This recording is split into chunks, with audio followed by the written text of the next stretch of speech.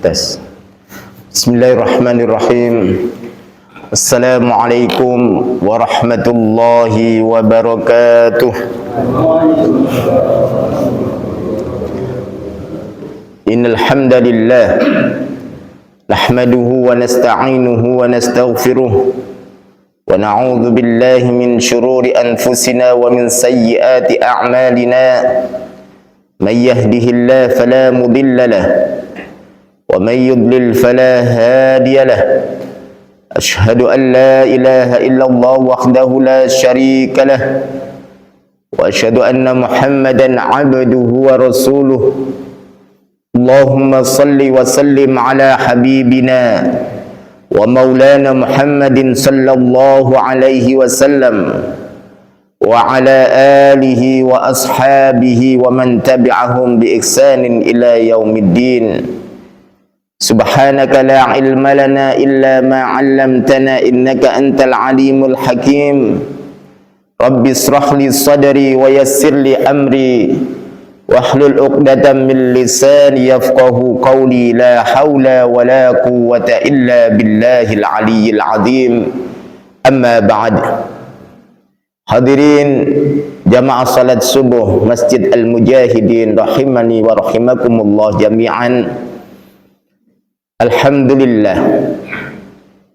Alhamdulillah yang senantiasa diucapkan oleh seorang muslim sebagai bentuk rasa syukur kita kepada Allah, di mana pagi hari ini Allah masih memberikan kesempatan hidup untuk kita semuanya. Allah masih memberikan kesehatan untuk kita. Allah masih memberikan nikmat Islam wal iman sehingga kita bisa berangkat menuju ke masjid ini dalam rangka melaksanakan perintah Allah yang mulia, yaitu salat subuh berjamaah, dan dilanjutkan zikir dan ta'lim. Semoga apa yang kita lakukan ini dicatat sebagai bentuk rasa syukur terhadap nikmat yang telah diberikan Allah kepada kita semuanya. Selanjutnya salawat dan salam tercurahkan kepada junjungan kita Nabi besar Muhammad sallallahu alaihi wasallam, Nabi akhir zaman, Rasul akhir zaman. Tidak ada Nabi setelah Nabi Muhammad, tidak ada Rasul setelah Nabi, setelah Rasulullah sallallahu alaihi wasallam. Beliau adalah Nabi terakhir, Rasul terakhir, dan juga salawat dan salam tercurahkan kepada keluarganya, para sahabatnya, para pengikutnya, dan juga kita yang hadir di sini. Semoga mendapatkan syafaatul uzma dari baginda Rasulullah sallallahu alaihi wasallam kelak nanti fi yaumil akhir. Amin amin ya rabbal alamin. Hadirin yang dirahmati Allah Subhanahu wa taala, kita masih membahas tentang rukun-rukun salat. Rukun ini apabila ditinggalkan maka tidak sah salatnya. Seorang muslim wajib untuk mengetahui rukun salat ini. Syarat sah salat sudah kita bahas. Syarat itu sesuatu yang harus dilakukan yang ada di luar salat, itu syarat. Adapun rukun, amalan-amalan yang di dalam salat yang harus dilakukan, baik itu perbuatan maupun ucapan, ini harus dilakukan. Nah, orang itu mengetahui atau tidaknya, ya belajar tentang salat. Apakah ini rukun atau tidak? Nah, kita sudah belajar itu. Mulai dari takbiratul ihram itu rukun, habis itu membaca doa iftitah itu sunnah, habis itu al-ta'awudz itu hukumnya sunnah, habis itu al-fatihah hukumnya rukun, harus dibaca. Habis itu waladhdallin, apakah waladhdallin amin, mengucapkan amin setelah kalimat akhir dari al-fatihah. Amin, biasanya orang mengucapkan amin. Ini hukumnya sunnah atau wajib? Hukumnya adalah sunnah. Kalau toh ada yang enggak mengucapkan, salatnya tetap sah, tapi sekali lagi sunnah jangan ditinggalkan. Kalau dalam madhab Syafi'i ada istilah sunnah ab'ad, sunnah hayat. Sunnah ab'ad itu apabila ditinggalkan maka diganti dengan sujud sahwi. Kalau sunnah hayat apabila ditinggalkan enggak mengganti sujud sahwi. InsyaAllah kita akan bahas setelah membahas kaitan dengan rukun-rukun solat. Setelah rukun-rukun solat kita akan bahas tentang yaitu sunnah-sunnah solat. Hadirin yang dirahmati Allah subhanahu wa ta'ala, habis waladhdallin amin amin sunnah, lalu mengucapkan atau membaca beberapa ayat Al-Quran atau satu surat Al-Quran, itu hukumnya juga sunnah. Habis itu takbir intikal, habis itu ruku' dan lain sebagainya. Kita akan bahas tasyahud atau tahiyat. Duduk tahiyat dengan bacaan tahiyat beda. Kalau duduk tahiyat akhir hukumnya rukun atau harus dilakukan. Jadi duduk di tahiyat akhir itu hukumnya rukun. Adapun bacaannya kita akan bahas satu persatu. Di dalam tahiyat itu ada bacaan. Kenapa sih dinamakan tahiyat? Tahiyat itu penghormatan. Kalau dalam bahasa Arabnya artinya tahiyat itu penghormatan. At-tahiyyatul mubarakatus salawatut tayyibatu lillah. Assalamu alayka ayyuhan nabiyyu wa rahmatullahi wa barakatuh. Assalamu alayna wa ala ibadillahis salihin. Lalu syahadat. Nah, rangkaian bacaan yang saya sebutkan tadi sampai asyhadu an la ilaha illallah wa asyhadu anna muhammadan abduhu wa rasuluh, ini nyampe sini saja itu disebut kalimat tahiyat. Kenapa disebut tahiyat? Karena ini penghormatan dan pengagungan Allah. Dulu sebelum Islam itu tahiyat digunakan oleh orang-orang kepada raja mereka, pengagungan. Jadi pengagungan kepada raja-raja mereka. Tapi setelah Islam, pengagungan ini pengagungan yang mutlak hanya milik Allah Subhanahu wa ta'ala. At-tahiyyat, segala penghormatan, segala keagungan. Al-mubarakat, yang penuh dengan keberkahan. Jadi at-tahiyyatul mubarakatu, yaitu segala pengagungan, segala penghormatan yang penuh dengan keberkahan. Siapa milik Allah? Nanti lillah, itu milik Allah. Jadi ikrar di situ. At-tahiyyatul mubarakatus salawatu, dan doa juga milik Allah. Jangan doa milik yang lainnya. Hadirin yang dirahmati Allah, ini disebut tahiyat atau istilah tasyahud. Kenapa disebut tasyahud? Karena di situ ada kalimat asyhadu alla ilaha illallah. Coba kita baca bareng-bareng. At-tahiyyatul mubarakatus salawatu lillah. Assalamu alayka ayyuhan nabiyyu wa rahmatullahi wa barakatuh. assalamu alaina wa ala ibadillahis salihin, asyhadu an la ilaha illallah wa asyhadu anna muhammadan abduhu wa rasuluh. Nah, ini disebut tasyahud atau tahiyat. Tapi kenapa disebut tasyahud? Karena di situ ada kalimat kesaksian, asyhadu an la ilaha illallah, saya bersaksi, asyhadu, saya bersaksi, alla ilaha, bahwa sesungguhnya tidak ada ilah, tidak ada Tuhan, illallah, kecuali Allah. Lah, disitulah sunnahnya, afdalnya menggerakkan tangan. Nah, nunjuk illallah.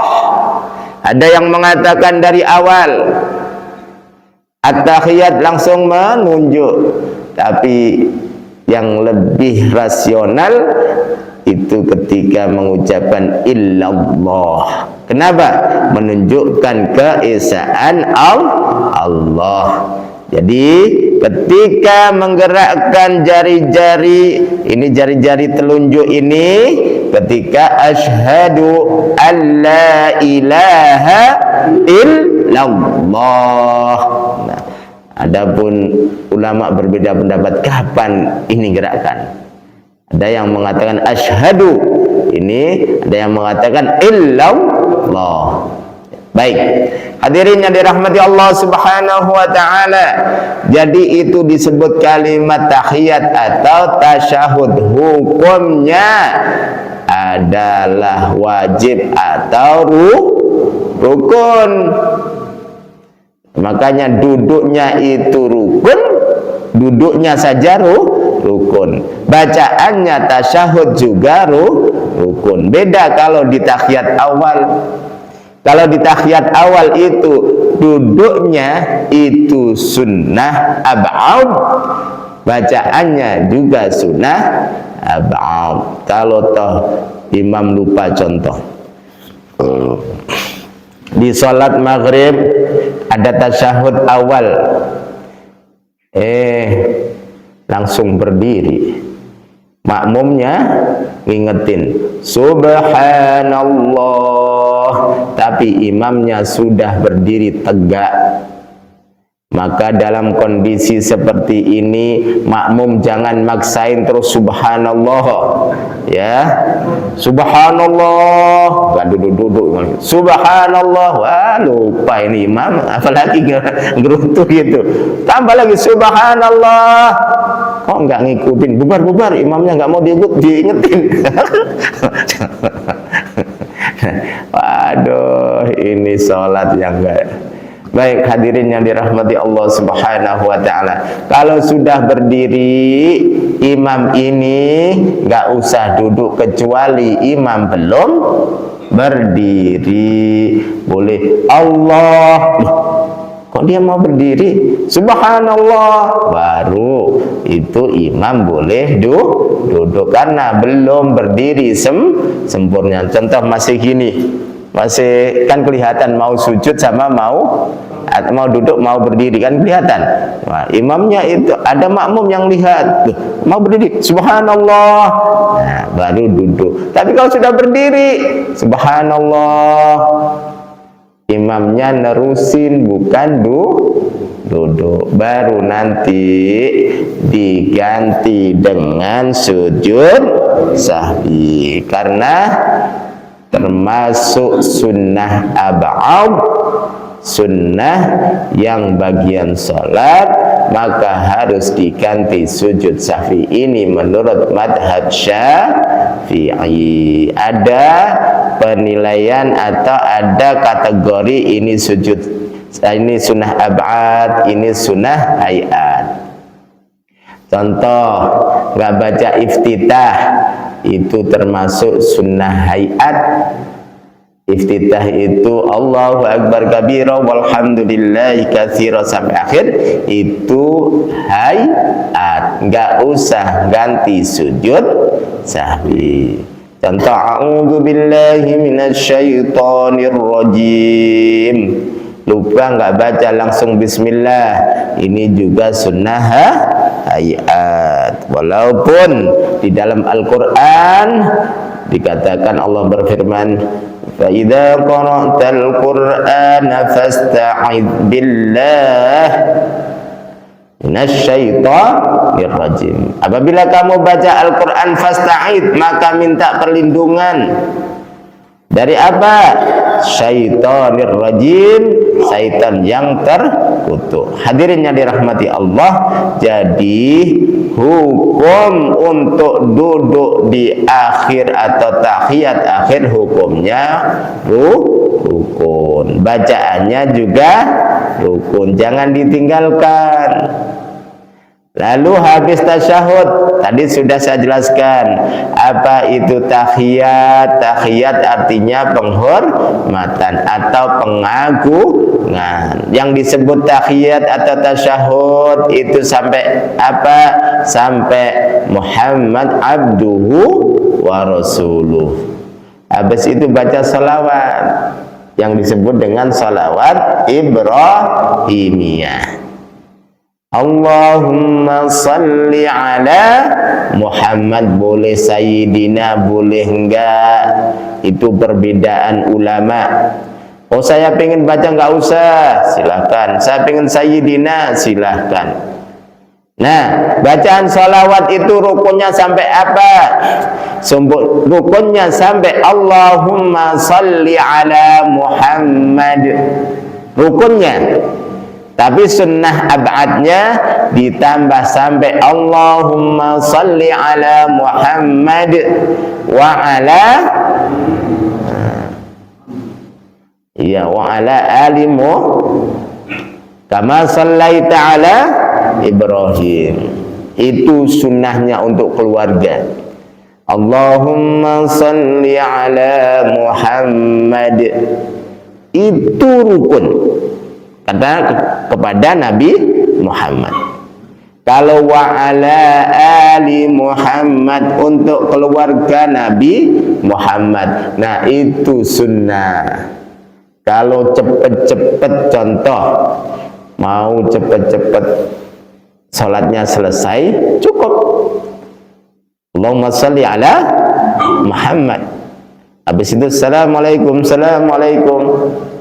Habis itu berangkat naik kereta, contoh udah terkejar-kejar, kan bisa terjadi sholat dikejar kereta, maksudnya nunggu kereta. Hadirin yang dirahmati Allah subhanahu wa ta'ala, atau nunggu pesawat ya, tapi nggak mungkin ya pesawat ya, nunggunya agak lama ya. Baik, jadi bacaan sholawat itu rukun di tahiyat akhir. Allahumma salli ala Muhammad wa ala ali, wa ala alinya ini sudah sunnah ab'ad, ala ali Muhammad atau ala ali Sayyidina Muhammad kama sallaita ala Ibrahim wa ala ali Ibrahim sampai akhir innaka hamidun majid, itu sunnah.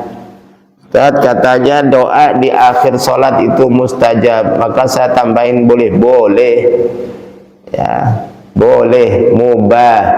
Mubah itu boleh dikerjakan dan ditinggalkan juga tidak apa-apa. Baik, itu terkait rukun sholat. Saya ulang lagi, duduknya itu termasuk rukun atau tidak? Rukun di tahiyat akhir, bukan di tahiyat awal. Kalau tahiyat awal sunnah ab'ad. Kalau di tahiyat akhir rukun, nggak boleh ditinggalkan. Gimana salamnya? Salamnya sambil berdiri kalau gitu. Baik, habis itu bacaan tahiyat atau tasyahud juga rukun. Bacaan sholawat juga rukun. rukun. Nah, sekarang kita bahas yang terakhir terkait tentang assalam.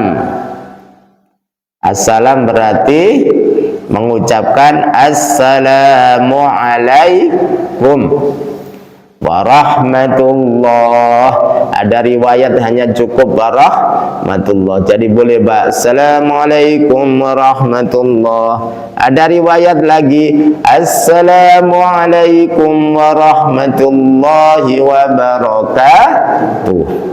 Jadi tidak saklek, oh dia cuma assalamualaikum warahmatullah. Ada hadisnya. Assalamualaikum warahmatullahi wabarakatuh. Juga ada penjelasan di kitab Fathul Bari, syarah dari Bulughul Maram. Kitab Bulughul Maram disarah atau dijelaskan oleh Imam Ibnu Hajar Al-Asqalani rahimahullah di dalam kitabnya yang bernama Fathul Bari. Sering saya jelaskan Fathul Bari itu tebalnya segitu, Pak. Tebalnya ya. Berapa jilid itu yang Al-Qur'an. Bawahnya. Nah, itu berapa jilid? Itu rata kan? Nah, itu berapa itu? 8. Itu ada 9 tapi tebel-tebel. Tebelnya itu sebuku itu yang kuning. Nah, tebel-tebel itu. Jadi setitul saya punya. Ya, bacanya juga nggak semuanya bisa dipikir ya Pak ya. Ini nulisnya gimana? Dulu nggak ada yang namanya internet, nggak ada yang namanya alat tulis.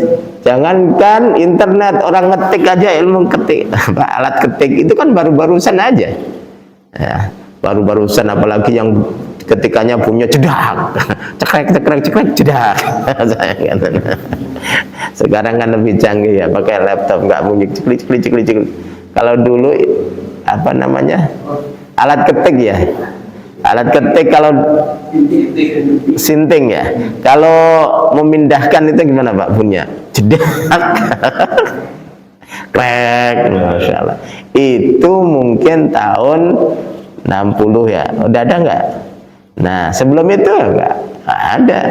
Apalagi zaman Ibnu Hajar Al-Asqalani 600 tahun yang lalu belum ada ilmu gitu. Tapi sudah mengarang kitab yang sebegitu tebelnya. Masya Allah.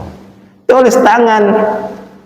Saya juga berpikir, ini nulisnya kita aja sehari belum tentu dapat 1 halaman.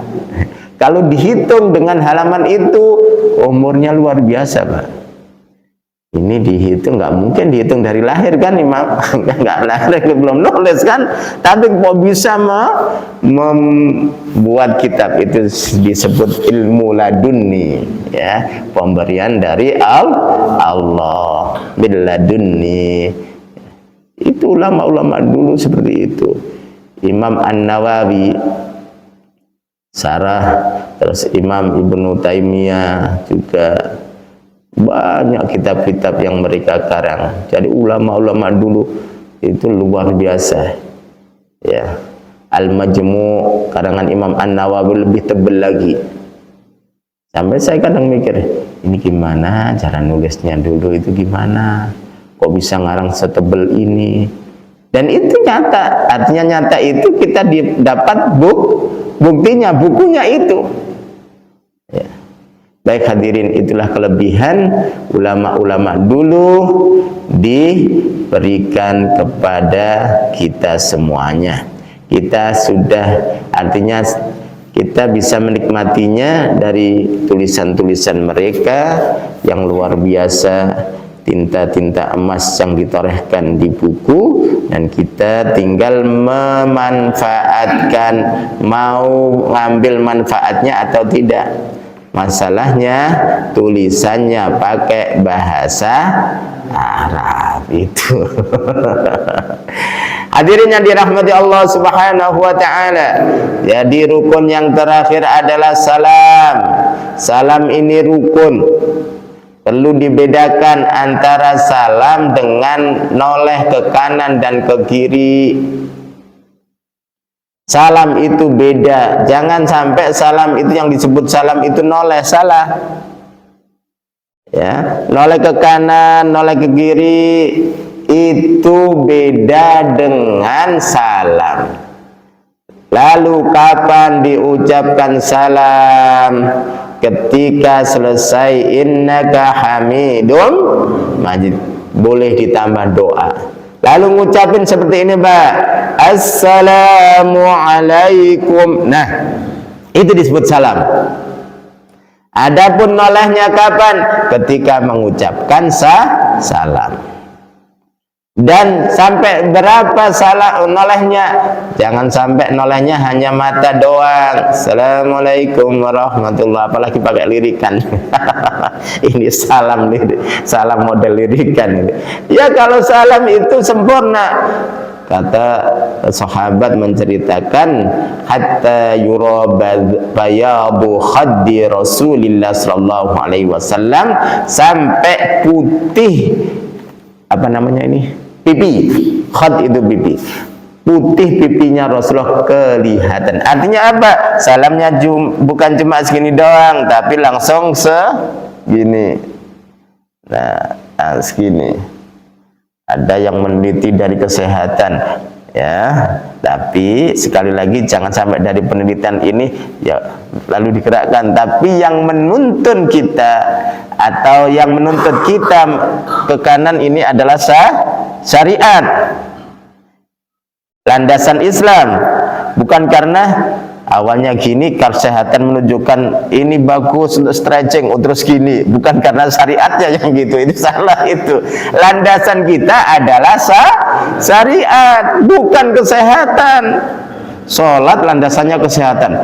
Oh, itu stretching itu yang bagusnya gini. Oh, berarti kalau salam yang gini itu betul. Ya memang betul yang gini, tapi landasannya yang salah. Beda, Pak. Beda. Kalau landasannya kesehatan, ya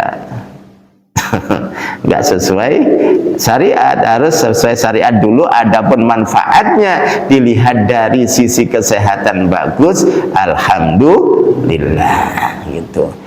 Sunnahnya itu bukan sunnahnya, harus kelihatan gini, lihat temennya, lihat temennya samping. Waduh, ini lagi nggak akur, salamnya gini, salam baru kesini. Ya jangan, ya. Masya Allah, Islam itu luar biasa. Mengajar Assalamualaikum, semoga keselamatan terlimpahkan kepadamu, warahmatullah, dan rahmat Allah, wabarakatuh, dan keberkahannya. Masya Allah. Doain setiap 5 waktu. Makanya nggak cocok, nggak sinkron, kontradiksi. Sangat kontradiktif kalau sholat 5 waktu kok nggak akur. Karena ini salam ngucapin, Masya Allah, ucapan yang luar biasa. Doain Assalamualaikum warahmatullah. Jangan pelan salamnya, kenceng, tapi jangan terlalu kenceng pakai mikro kayak teriak Assalamualaikum warahmatullah. Cukup. Jawab Assalamualaikum warahmatullah. Assalamualaikum warahmatullah. Masya Allah, kalau kita mau memahami, meneliti, menganalisa bacaan dalam sholat dan gerakan itu luar biasa, isinya luar biasa. Tidak seperti ibadah-ibadah yang lainnya. Ibadah yang lainnya kan nyanyian, maksudnya non muslim, nyanyian dan sebagainya. Dalam sholat itu maknanya luar biasa. Maka Rasulullah berpesan, sallu kama ra'aitumuni usalli, salatlah kalian seperti kalian lihat saya salat. Bagaimana kita bisa melihat baginda Rasulullah tentang salatnya? Sudah terpaut 1447 tahun yang lalu dengan cara ulama, dengan cara mempelajari kitab-kitabnya. Jadi kita tahu, oh, sholatnya Rasulullah seperti ini. Maka kitab itu merupakan emas bagi kita, Pak. Merupakan di atas emas apa? berlian bagi kita. Nah, berlian bagi kita. Nah, tinggal ngambil berliannya, mau ngambil enggak? Nah, ngambilnya itu dengan cara belajar. Baik hadirin yang dirahmati Allah, wa an Ali radhiyallahu anhu, dari Imam Ali, semoga Allah meridainya, bahwa Nabi sallallahu alaihi wasallam qol, baginda Rasulullah sallallahu alaihi wasallam bersabda. Jadi di dalam hadis itu dijelaskan gitu. Habis dari sahabat Ali, terus dari Rasulullah bilang. Jadi betul-betul beritanya itu langsung disebutkan Rasulullah bersabda. Nah, orang yang membuat-buat hadis itu ancamannya neraka. Makanya ulama meneliti hadis-hadis tersebut. Ini hadis maudhu, ini hadis dhaif, ini hadis hasan li ghairihi, ini hasan li dzatihi, ini sahih li ghairihi, ini sahih li dzatihi. Habis itu mutawatir, Masya Allah, diperinci, mungqati, Masya Allah. Jadi ulama dulu itu meneliti seperti itu agar keotentikan Islam terjaga sampai akhir zaman. Hadis ini dipilah, ini benar enggak? Perkataan baginda Rasulullah dipilah, oh benar.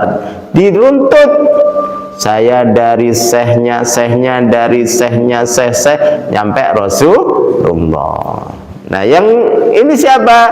Imam, diantaranya adalah Imam Bukhari, Imam Muslim, Imam Tirmidzi, Imam Nasai, Baihaqi, dan lain sebagainya. Itu mencari hadis tentang satu hadis sampai bisa pindah negara. Satu hadis. Karena apa? Ingin menjaga keotentikan isi atau syariat Islam. Tujuannya seperti itu. Mereka itu meluangkan waktu, tenaga, bahkan harta, bahkan keluarga hanya untuk mencari satu hadis. Tujuannya apa? Lillahi ta'ala, jangan sampai agama Islam ini ternodai oleh tangan-tangan yang tidak apa Pak? Tidak bertanggung jawab. Sampai seperti itu mereka mencari hadis. Kita tinggal apa? Tinggal makan doang. Kita tinggal, istilahnya sudah disediakan, mau makan enggak kita ini. Dulu yang meracik, bahkan yang mencari cabenya mana, habis itu kemirinya mana, bumbu-bumbunya diracik dengan cara tadi apa? Mencari hadis, cari sehnya. Oh, sehnya sudah di sini, sudah pindah ke mana? Ke Mesir. Ke Mesir. Oh, ternyata Mesir pindah lagi ke Irak. Cari ke Irak demi satu hadis. Terus ketemu sehnya, ditanya apakah benar dari sehnya ini? Oh iya, saya dapat dari sahabat ini. Sahabat ini dari Rasulullah. Maka disebut hadis sahih atau hasan. Nah, sahih dan hasan itu dilihat dari mana? Kalau yang ditanya itu hafalannya kurang, maksudnya ada lupa-lupa sedikit, turun jadi hasan. Tapi kalau hafalannya Masya Allah kayak Ustaz tadi Hidayat itu, hafalannya sampai pojok kanan, pojok kiri, tahu kitab ini halaman sekian di pojok kanan, nah itu sahih itu. Karena hafalannya bobat, kuat. Lalu kalau ditanya ayat berapa, halaman berapa, tak dulu saya buka dulu. Nah, itu masih nyari kan? Masih nyari. Nah, itu hasan. Sampai mendetailkan seperti itu ulama dulu itu. Terus perilakunya juga dilihat. Kelihatan dia berdiri, makan sambil berdiri, dikurangi. Kelihatan makan sambil berdiri, dikurangi dulu. Merupakan aib. Atau makan di warung, wah itu mengurangi muru'ah ini. Itu sampai seperti itu. Muru'ah itu wibawa. Jadi ulama dulu itu seperti itu hadirin, mengecek. Jadi nggak ada, apalagi maksiat. Orang makan berdiri aja turun, muru'ahnya tuh turun. Apalagi maksiat, udah backlist langsung. langsung dhaif. Seperti itu hadis yang dikumpulkan oleh para ulama. Nah, kita tinggal, oh ini hadis sahih, sudah enak aman. Kalau hadis sahih kita pakai. Hadirin yang dirahmati Allah, kata baginda Rasulullah sallallahu alaihi wasallam, miftahus shalah, kuncinya salat. Kunci itu apa, Pak? Untuk pembuka kan?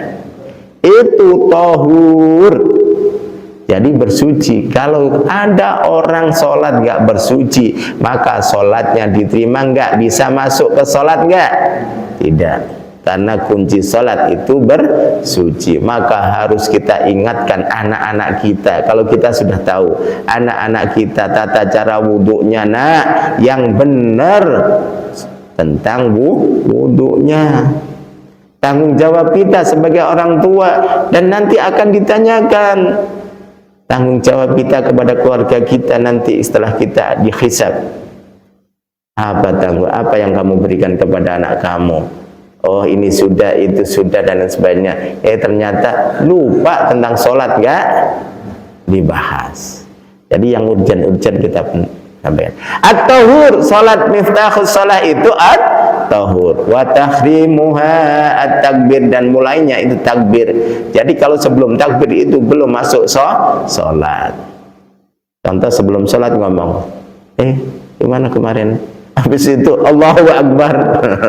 Berarti kalau sudah Allahu Akbar nggak boleh ngomong. Diajak habis itu temannya ngomong lagi, gimana? Ikut ngomong, batal berarti. Takbirlah lagi. Wa tahliluha taslim, dan diakhiri dengan salam. Kenapa Ustaz redaksinya kok tahrim tahlil? Tahrim ini menunjukkan kata haram. Haram itu nggak boleh. Wa tahrimuha artinya hal-hal yang diharamkan di dalam sholat. Yang tadi boleh di luar sholat, setelah takbir nggak boleh, maka disebut tahrimuha, haramnya dalam sholat. Artinya mulai sholat takbir, setelah itu semuanya haram. Makan minum boleh dalam sholat, nggak boleh. Ngomong boleh di luar sholat, dalam sholat tidak boleh, kecuali bermunajat ngomong sama Allah, itu beda. Jadi semuanya nggak boleh, maka disebut tahrim. Wa tahliluha assalam, artinya setelah salam semua yang mubah-mubah boleh. Contoh, assalamualaikum warahmatullahi wabarakatuh, assalamualaikum warahmatullahi. Lalu ada apa namanya itu? Marning. Tahu marning, Pak? Apa marning ya? Jagung yang dimakan, boleh nggak? Boleh, karena laparnya. Contoh pas puasa belum berbuka, takut ketinggalan sholat berjamaah, dia merasa, waduh, sholat itu wajib, puasa wajib. Puasa Ramadan cuma nekuk khawatir ketinggalan sholat berjamaah, tekuk air aja, habis itu nyimpen gorengan di dalam. Boleh enggak? Boleh. Habis assalamualaikum warahmatullahi, assalamualaikum warahmatullahi. Enak banget ya, lapar-lapar makan. Contoh risol, orang Indonesia itu kan gorengan, Pak, ya. Ini sebentar lagi bulan Ramadan. Nah, setelah salam makan gorengan boleh enggak? Boleh, tapi ya jangan terlalu, masa laparnya segitu banget sih, nggak zikir. Setelah salam langsung pelencing tahu, keluar, boleh nggak? Boleh, tapi ya jangan gitu, disuruh zikir, sunnahnya zikir. Yang penting sudah sholat, ya sah saja. Sholatnya sah nggak? Sah, tapi sekali lagi hendaklah ditutup dengan zikir. Rasulullah itu kalau habis sholat baca istighfar 3 kali, jangan ditinggalkan. Itu sunnah, iya memang, tapi ya hendaklah dilakukan. Kita kan pingin nanti diakui oleh umat Nabi Muhammad, pingin juga mendapatkan syafaat dari Nabi Muhammad sallallahu alaihi wasallam. Baik hadirin yang dirahmati Allah Subhanahu wa taala, jadi dalil yang menjelaskan bahwa salam termasuk rukun yaitu wa tahliluha at-taslim. Ya, akhirnya itu salam. Dan adapun salam tadi sudah saya bahas. Salam itu hukumnya rukun atau sunnah? Rukun. Kalau enggak salam, salatnya sah enggak? Enggak sah. Innaka hamidum majid. Langsung ada telepon diangkat, belum salam langsung angkat telepon. Halo. Nah, salatnya enggak sah, diulang. Kenapa? Belum salam sudah ngangkat telepon. Harus salam dulu. Walaupun assalamualaikum warahmatullah. Halo. Satu kali wajibnya, dua kali sunnah. Jadi harus ditutup dengan salam. Tadi sudah saya jelaskan. Kalau apa gimana Pak?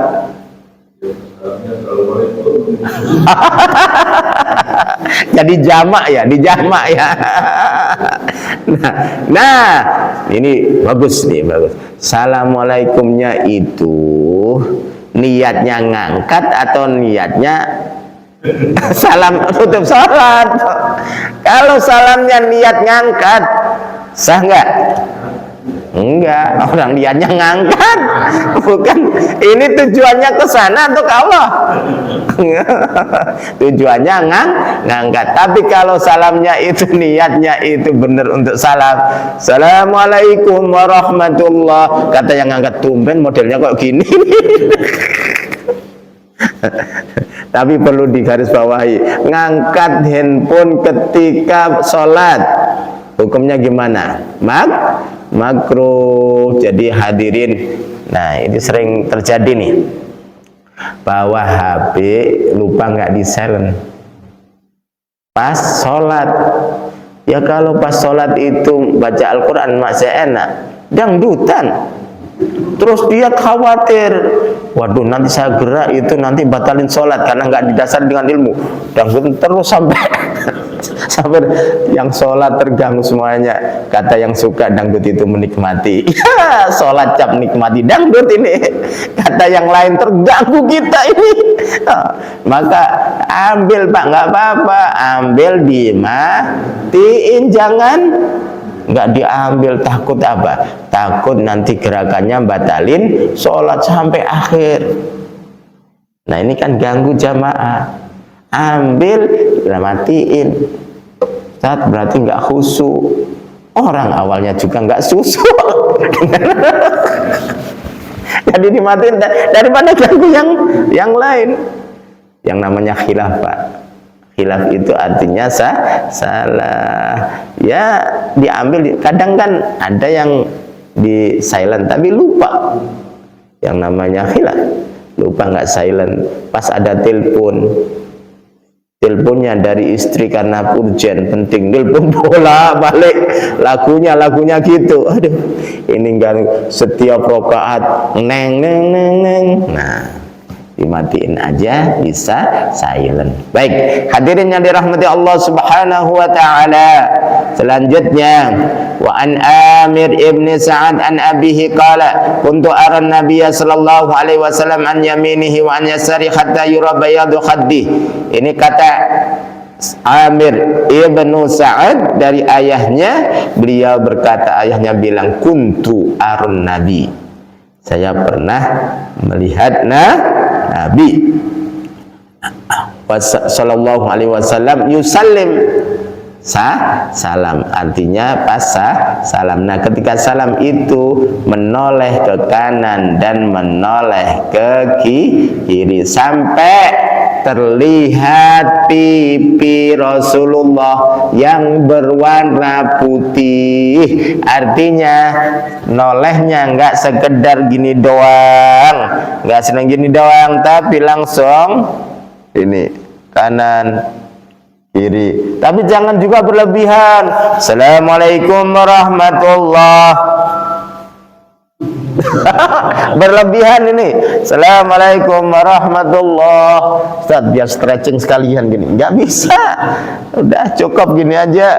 Cukup gini saja. ya, jangan berlebihan, jangan juga ngurang-ngurangin. Ya, salamnya cuma mata doang. Assalamualaikum warahmatullah, assalamualaikum warahmatullah. Ustaz, gimana kalau cengen? Beda lagi lah. Tahu cengen, Mbak? Sakit leher yang nggak bisa diputar. Kan ada sakit leher yang diputar gini sakit. Ya udah gini, samain assalamualaikum warahmatullah, assalamualaikum warahmatullah. Jadi nggak bisa diputar gini. Ini kan doruri, artinya terpaksa, ya nggak apa-apa. Tapi kalau sehat seperti kita, jangan seperti robot gini, ya.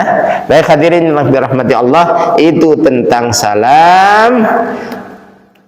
Insya Allah kita sudah selesai, tapi ada penjelasan sedikit.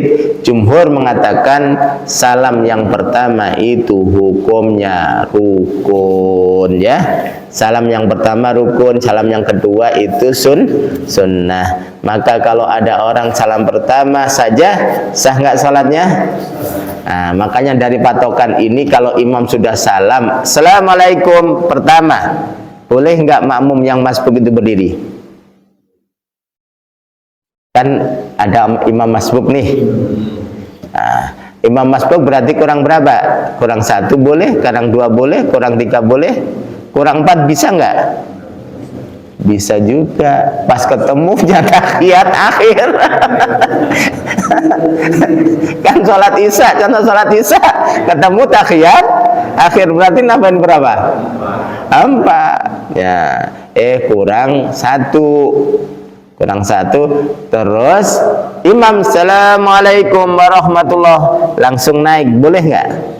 Boleh, karena rukunnya cuma 1. Tapi lebih baiknya ditunggu sampai 2 kali baru berdiri. Jadi terus nggak bareng Ustaz kalau gitu? Ya nggak apa-apa, sudah sholat sendiri-sendiri. Sholat sendiri-sendiri. Dapat jamaah, dapat. Ya, dapat. Kan ini harus menyesuaikan atau harus melengkapi rokaatnya. Baik, ada pertanyaan, monggo silakan. Monggo, baik. Kadang imam itu berpaham halaman tersebut. Ya. Dia ucapin. Kalau mau bukan itu dulu. Ini kok nggak ada sama. Kalau mau berdiri kayak jadi. Nah, ini pentingnya ilmu. Ya, silakan. Mereka ada pertanyaan. Mau dijelaskan ini. Sholat di kuburan. Ini gini, kuburan itu bisa jadi kuburan itu ada. Bisa jadi. Ini juga di sebelahnya apa? Di sebelahnya ini? Di sebelahnya. Ya, ada kuburan punya. Sebelah kuburan di sebelah sebelah. Ini dijadikan orang terkait itu. Boleh nggak sholat misalnya di kuburan itu ada masjid, orangnya masjid boleh nggak sholat? Baik, terima kasih. Terkait tentang salam, salam itu wajibnya 1 kali, sunnahnya yang kedua. Jelas? Kalau 1 kali bolehkah? Langsung boleh. Terus makmumnya nunggu-nunggu, itu sekali lagi. Ya, makanya pentingnya ilmu gitu. Ya, ada orang yang salam 1 kali. Saya sering dengar itu. Assalamualaikum warahmatullah. Mau saya tanya, kenapa cuma 1 kali? Itu kan cuma sunnah aja. Oh, itu kan tinggal ke kiri sunnah aja kok, berat banget. Susah banget. Tapi ya karena nggak kenal ya sudah 1 kali doang. Nah kalau ditanya kan sah, yang penting sah, ya sah. Tapi ya seperti makan lah, enakan makan pakai sayur atau sebenarnya yang penting kenyangin saja tidak apa-apa. Tapi sunnahnya kan pakai sayur. Ada apa lagi? Nah, lalapan, ada sambal. Lalapan tanpa sambal enak nggak? Ngenyangin sih, ngenyangin. Itu istilahnya dianalogikan makan ya, tapi yang nggak cocok lah. Artinya kalau sunnah ya hendaklah kerjakan, tinggal noleh ke kiri aja kok salam kedua. Baik, itu terkait salam. Nah, yang salah siapa? Yang salah yang nggak ngerti. Kenapa nggak belajar? Nunggu kapan salam kedua? Kata imamnya udah selesai. Baik, yang kedua, bolehkah sholat di kuburan? Wala taj'alu kuburakum masajida. Kata baginda Rasulullah, jangan jadikan kuburan itu untuk sholat. Nanti akan saya jelaskan secara detail. Nggak boleh hukumnya sholat di kuburan, kecuali sholat jenazah boleh. Ya, jadi ini larangan tidak secara mutlak. Sholat jenazah kan nggak ada rukuk sujudnya, Mbak. Kalau ada sholat jenazah rukuk sujud, itu imam yang nggak tahu. Ini ada cerita nggak tahu benar atau tidak. Orang dari pesantren sudah lama, karena lamanya bukan lama belajar, tapi makan tidur main, makan tidur main. Pas pulang orang jamaahnya ngira, wah ini pesantrennya lama ini. Bulan tahun disuruh sholat, mimpin sholat, nggak taunya modelnya adalah pakai rukuk. Wah, pinter berhujah. Kenapa kok beda dengan yang lainnya? Oh, ini sholatnya, mayatnya dosanya besar ini, sehingga harus kita rukuk ini. Aduh, ini dol yudil ini sesat dan menyesatkan ini. Ya, nggak ada istilahnya sholat jenazah rukuk sujud. Kalau ada itu yang salah, jangan diikuti. Oh, dia pesantrennya lama sampai ke Mekah. Lah nggak taunya ke Mekah makan tidur, sama saja nggak belajar. Tujuannya belajar.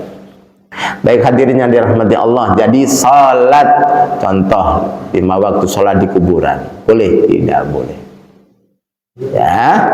Terus, Ustaz, bagaimana dengan Masjid Nabawi? Itu kan ada makam Rasulullah, perlu kita bahas.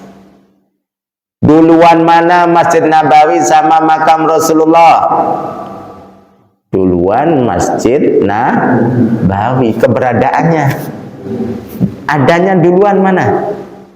Yang bangun Masjid Nabawi siapa? Rasulullah, berarti duluan masjid. Lalu ada makam. Sebenarnya makam itu bukan di dalam, tapi di luar.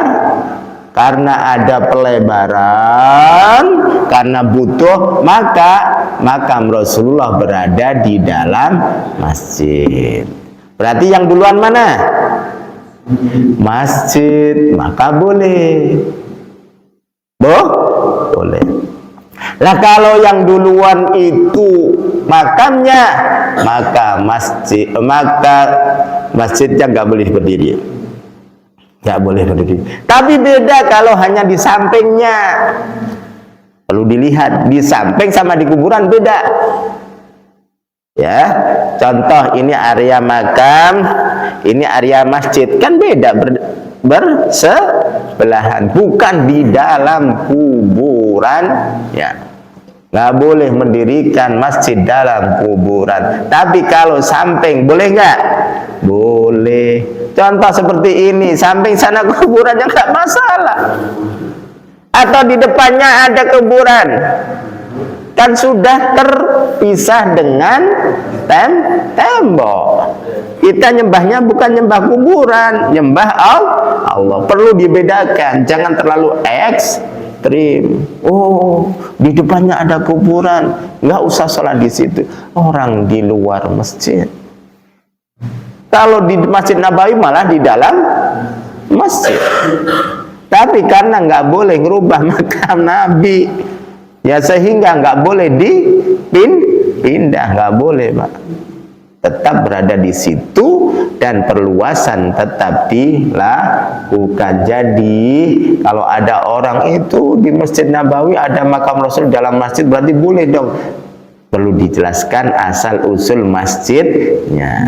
Jadi kalau masjid berdiri di dalam kuburan boleh tidak? tidak boleh. Tapi kalau berdiri di samping masjid boleh tidak? Oh, berdiri di samping kuburan boleh tidak? Boleh. Itu tidak termasuk sholat di dalam kuburan, tapi sholat di masjid. Walaupun masjidnya samping pas kuburan, nggak apa-apa. Seperti ini jangan dibongkar. Ini nggak sholat dalam kuburan, tapi sholat di masjid pas posisinya dekat kuburan. Seandainya di depan ini ada kuburan, itu juga nggak apa-apa, karena bukan wilayah kuburan, tapi ini masjid. Ya, seperti itu jelas? Iya, di Jakarta atau Hirian juga gitu. Iya, iya. Jelas ya? Ada pertanyaan lagi? Jelas baik kok. Monggo. Iya, salam.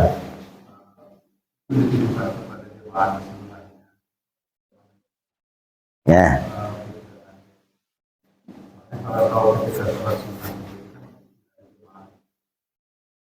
Iya, iya, bagus. Pertanyaan bagus. Assalamualaikum warahmatullahi wabarakatuh. Ditujukan kepada siapa? Ini salam ditujukan kepada makhluk Allah. Siapa? Kalau berada di samping kita, orang-orang yang di sekitar kita. Bukan ditujukan kepada Allah, tapi ditujukan kepada makhluk Allah. Assalamualaikum warahmatullah. Assalamualaikum warahmatullah. Ketika rumah kosong, bapak bepergian, di rumah nggak ada orang, salam tidak? Salam. Walaupun di rumah tidak ada orang, yang ada pasti jin dan malaikat. Salam, jangan selamun selamat. Ya, ketika rumah, apalagi rumah 3 hari ditinggalkan, walaupun 1 hari juga salam sih. Ya, 3 hari ditinggalkan, salam, assalamualaikum warahmatullah. Nah, ini ngajarin ke anak juga bahwa hendaklah mengucapkan salam. Kalau orang didoakan enak enggak? Senang enggak? Senang ya. Jin juga gitu, Pak. Kita doain ya, jin itu. Assalamualaikum warahmatullah. Masya Allah, itulah Islam. Masuk rumah aja salam. Jangan sampai masuk rumah sambil jadi seperti itu. Ya. Assalamualaikum warahmatullah, ditujukan doa kepada sekitar kita, yang ada di sekitar kita, jamaah, manusia, jin dan sebagainya. Wallahu a'lam bishawab. Itu hikmah dari ngucapin salam. Tapi salam ini disyariatkan. Tujuannya kepada siapa? Ulama menjelaskan kepada di sekitar kita, orang-orang yang ada di sekitar kita, atau makhluk Allah yang ada di sekitar kita. Wallahu a'lam bishawab. Ada pertanyaan lagi? Monggo, silakan.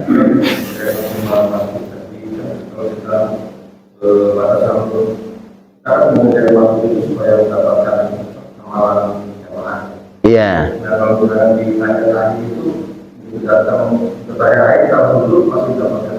Iya. Kapan disebut dapat jamaah? Ketika imam belum salam. Ketika imam belum salam terakhir.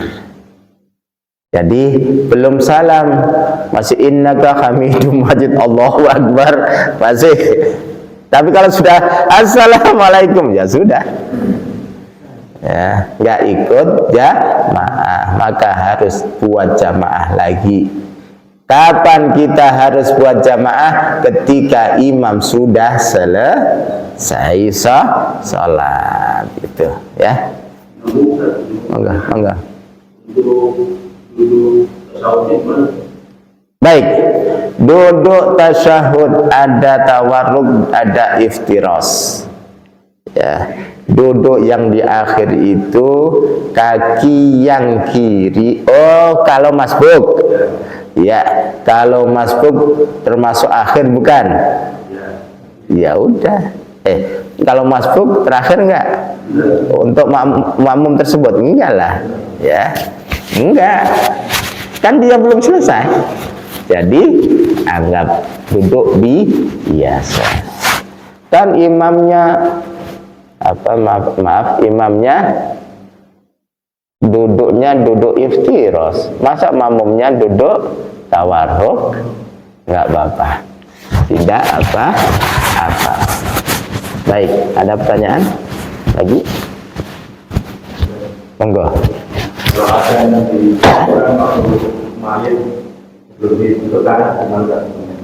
Baik. Adzan di kuburan. Jadi hadirin yang dirahmati Allah Subhanahu wa taala, terjadi perbedaan pendapat antara ulama, bukan antara saya hanya ngikutin aja ya, menjelaskan saja. Ada yang mengatakan enggak usah karena zaman Rasulullah, para sahabat enggak ada adzan di kuburan. Ada yang mengatakan dengan hadis ini, lakinu mautakum, talqinlah mayat kalian. Maka ditalqin yang baik-baik, diantaranya adalah adzan. Maka mengkiaskan itu dengan ditalqin tadi.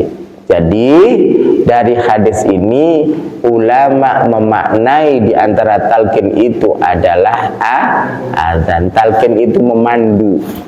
Apakah mayat mendengar? Mendengar, tapi nggak bisa bicara. Kalau bisa bicara, jangan bubar, Pak. Kenapa bubar? Kadang heran saya itu, orang sama-sama manusianya pas hidupnya rukun, maksudnya nggak takut, pas meninggal terus hidup ketakutan. Yang seneng, alhamdulillah ternyata Allah mengambil, malah lari. Nanti mayat yang hidup itu sedih lagi, ya nggak dipercaya, udah meninggal aja. Kadang saya heran juga, mayat hidup gerak-gerak, pada lari. Apalagi di medsos kan, ada mayat sudah meninggal hidup lagi. Nah, emang kenapa? Kalau Allah mentakdirkan kun fayakun.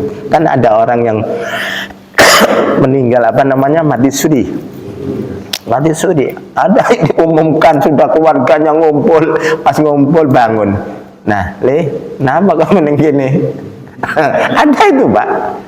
Jadi sudah diumumkan oleh di masjid, udah diumumkan, saudara ditelepon udah datang, bangun. Itu namanya mati suri. Ada yang sudah dimandiin bangun. Nah, masalahnya pada lari, saya juga bingung kenapa lari ya. Orang masa hidupnya senang, masa hidupnya ngobrol gini, tapi kalau kejadian gitu ya alhamdulillah masih hidup ya. Itu jangan pada lari semuanya, orang semuanya mau meninggal gitu. Ya pasti ya. Tapi kadang juga kenapa lari ya mereka? Kalau toh hidup nanti diajak ngomong aja kan enak. Tadi kenapa kok meninggal? Saya ketemu ini, jadi ilmu kan? Nah, itu perlu dihilangkan itu, seperti itu. Kalau ada kejadian itu jangan lari. Terus juga gini, ini yang kadang malam-malam kalau sendirian takut. Di rumah kan biasanya jangan tinggalkan. Udah nggak ada apa-apa, Pak. Nggak ada apa-apa. Kalau biasanya ini kan ada yang pamitan, jangan ditinggalkan, cuma berkeluarga aja. Tolonglah, itu untuk menghibur, bukan untuk takut. Kalau hidup lagi ada apa? Orang meninggal sudah. Ya. Jadi kalau ditinggal takut ngelamun, takut apa. Nah, itu dihibur, diajak ngomong itu. Kalau jenazahnya hidup, alhamdulillah. Apakah ada orang yang divonis meninggal? Ya, maksudnya memvonisnya bukan kedokteran. Ya, tetangga meninggal, memang kelihatannya meninggal. Nggak taunya Allah hidupkan lagi. Alhamdulillah, jangan sampai dicibir pas sholat. Bener nggak ini hidup atau mati? Orang hidup ya hidup. Nggak tahunnya nambah 10 tahun. Di hari-hari pertama dicibirkan, sholatnya di sini pada menjauh, ketakutan dan lain sebagainya. Ya jangan segitunya. Baik, tadi ya monggo. Dalam kita sholat sendiri, tasawuf awal tasawuf kita tuh biasanya 2 rakaat kita tasawuf awal. Nah kita tuh lupa gitu kan? Iya. Udah lupa sudah berdiri di sholat di sini rakaat ketiga gitu kan? Baru boleh karena kita tasawuf awalnya 2 rakaat ketiga ditambah 1 rakaat lagi atau harus 2 rakaat itu tasawuf lagi? Kalau lupa tasyahud akhir, tasyahud awal, cukup sujud sahwi. Cukup sujud sahwi, nggak usah nambah lagi, nggak usah nambah tahiyat ditaruh di 3 ya, cukup. Contoh tasyahud kan di 2 rakaat, nggak usah ditambah di rakaat yang ketiga, apalagi rakaat yang keempat nambah 2 lagi tasyahud, nggak usah, cukup diganti sujud sahwi. Jadi langsung tasawuf akhir Betul, betul, langsung tasyahud. Saya nggak lihat bapak yang tadi adzan biasanya ikut. Siapa tadi yang komat? Oh, Pak Suti. Oh, pulang. Baik, cukup ya. Hadirin yang dirahmati Allah Subhanahu wa taala, marilah kita tutup kajian ini dengan istighfar dan berdoa. Astaghfirullahaladzim, astaghfirullahaladzim, astaghfirullahaladzim, innallaha ghafurur rahim. A'udzu billahi minasyaitonir rajim. Bismillahirrahmanirrahim. Alhamdulillahi rabbil alamin, hamdan yuwafi ni'amahu wa yukafi'u mazidah. Ya rabbana lakal hamdu kama yanbaghi li jalali wajhika wa 'azimi sultanik. Allahumma shalli ala Muhammad wa ala alihi wa sahbihi ajma'in. Allahumma ighfir lana dhunubana wa liwalidina warhamhum kama rabbawna shighara. Allahumma ighfir lil muslimina wal muslimat wal mu'minina wal mu'minat al ahya'i minhum wal amwat. Allahumma a'izzal islam wal muslimin. Allahumma ansur man nasara ad-din واخذل من خذل المؤمنين. اللهم إنا نسألك سلامة في الدين وعافية في الجسد وزيادة في العلم وبركة في الرزق وتوبة قبل الموت ورحمة عند الموت ومغفرة بعد الموت. ربنا هب لنا من أزواجنا وذرياتنا قرة أعين واجعلنا للمتقين إماما. ربنا ظلمنا أنفسنا وإن لم تغفر لنا وترحمنا لنكونن من الخاسرين. ربنا آتنا في الدنيا حسنة وفي الآخرة حسنة وقنا عذاب النار. وصلى الله على سيدنا محمد وعلى آله وصحبه وسلم. سبحان ربك رب العزة عما يصفون وسلام على المرسلين والحمد لله لله رب العالمين. الفاتحة.